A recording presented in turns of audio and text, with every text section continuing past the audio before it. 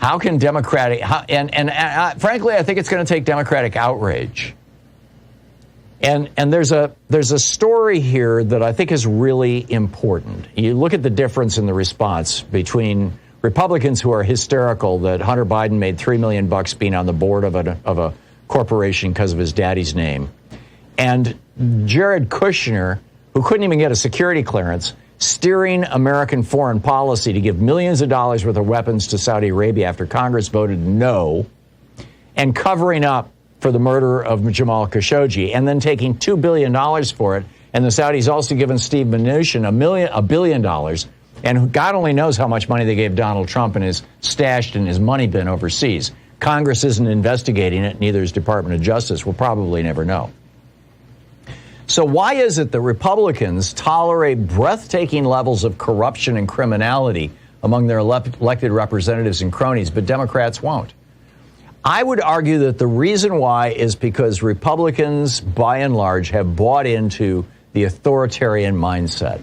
And in the authoritarian world, when the authoritarian leader actually breaks the law, that makes authoritarian followers feel safer because they think that that authoritarian leader can manipulate the law to their benefit, ultimately. And this was the hallmark of the Trump administration. And breaking the law is like, this is what we do. This is what we're proud of. So how do you break the bond between authoritarian followers and authoritarian leaders?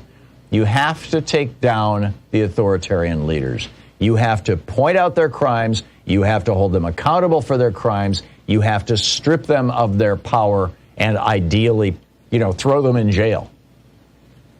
And if Democrats fail to do this, if they fail to follow through on this with Donald Trump, this is going to get a hell of a lot worse. And the neo-fascist authoritarian movement in this country is going to take flight like you never saw before. And if Democrats do hold Donald Trump to account, and he does have to pay for his crimes, then you're going to see the MAGA movement shatter. And it's going to be a real challenge for Ron DeSantis, who wants to be the next MAGA president.